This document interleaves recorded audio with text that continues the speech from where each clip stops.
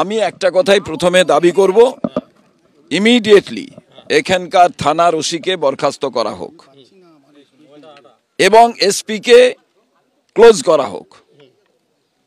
তার কারণ প্রথমেই এখানের এসপি তিনি কি জানতেন না যে তার এরিয়ার ভেতরে কতজন এই বাজির কারখানার সঙ্গে যুক্ত, কারায় বাজির ব্যবসা করছেন, এবং ইমিডিয়েটলি পুলিশের ডেকে জিজ্ঞাসা করা উচিত এমএলএকে, এখানকার পঞ্চায়েতের সদস্য যারা আছেন তাদের, এবং এমপিকেও ডাকা উচিত।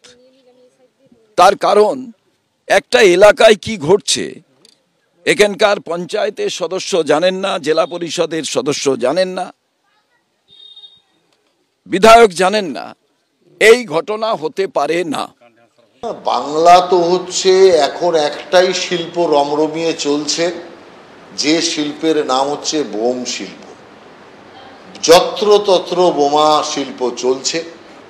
সাধারণ লাইসেন্স নিয়ে, সাধারণ ব্যবসার লাইসেন্সে বোমা শিল্প চলছে। পুলিশ প্রশাসন সব জানে, প্রত্যেকে তৃণমূলের লোক।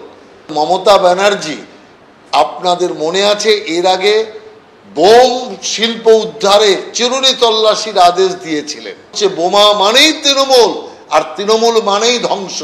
আর সেই কারণের জন্যই সব তদন্ত সেদিন শেষ হয়ে গেছে।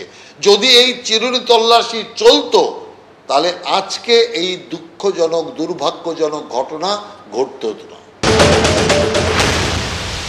বাজি কারখানায় যেটা হয়েছে অত্যন্ত দুর্ভাগ্যজনক ঘটনা।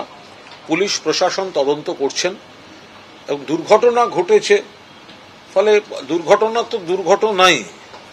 আবার দেখুন, আজকেই গুজরাটে বাজি কারখানায় বিস্ফোরণ হয়েছে, 17 জনের বেশি মৃত্যু হয়েছে, একটা বাড়ি উড়ে গেছে।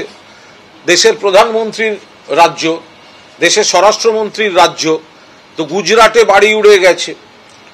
দুর্ঘটনা। পুলিশ প্রশাসন খতিয়ে দেখছে কেন হয়েছে, কিভাবে হয়েছে। কোথাও না কোথাও তো নিশ্চয়ই গাফিলতি ছিল। আমি জাস্টিফাই কোথাও করছি না, আমরা কেউ জাস্টিফাই করছি না। মানুষের প্রাণ গেছে, অত্যন্ত দুঃখের। ওটা বাজির বিস্ফোরণ নাকি রান্নার গ্যাস ফেটে, এগুলো পুলিশ তো দেখছে, পুলিশ বলছে সবটা। তো ফলে এটা নিয়ে রাজনীতির কোনো অবকাশই নেই। কিন্তু সমস্যা হলো যদি লোকালয়ের মধ্যে ঘটে যায়, লোকালয়ের মধ্যে বাজি মজুদ থাকে, তাহলে মানুষের প্রাণ চলে যায়। এই সচেতনতা বোধটা বাজি যারা ব্যবসার সঙ্গে যুক্ত আছেন তাদের মধ্যে আমরা আনার চেষ্টা করব। আমরা বৈঠক করব, আমরা তাদের বলবো যদি সমবায় ভিত্তিতেও যদি বাজি প্রস্তুতকারক যে ইউনিয়ন সংগঠন সংস্থাগুলি আছেন তারা যদি এমন কোনো স্থান নির্দিষ্ট করেন যেটা লোকালয় থেকে দূরত্বে, কোনো ধরনের দাহ্য পদার্থে যে কোনো সময় শর্ট সার্কিট থেকে আগুন ঘটতেই পারে, অন্য কোনোভাবেও ঘটতে পারে, কিন্তু যদি ঘটে তাহলেও যাতে মানুষের প্রাণহানি না হয় সেইটা সুনিশ্চিত করার জন্য সচেতনতা প্রয়োজন। এবং সেফ স্টোরেজের জায়গা আইডেন্টিফাই করা যান। Safe storage is a priority. আমরা দেখতে পাচ্ছি লোকালয়ের মধ্যে বাচ্চা আছে, বয়স্ক আছে, পাড়া প্রতিবেশী আছে, বাজারহাট আছে, স্কুল কলেজ আছে, সেইখানে যাতে বাজি মজুত না করা হয়, যাতে স্টোরেজ করা যায় কোনো একটা সেফ জায়গায়, কোনো একটা যেখানে মানুষের জনবসতি নেই এমন কোনো জায়গায়, সেইটা আমরা ডেফিনেটলি খুব শীঘ্রই আমরা বৈঠক করব বিভিন্ন বাজি সংস্থা প্রস্তুত করবে।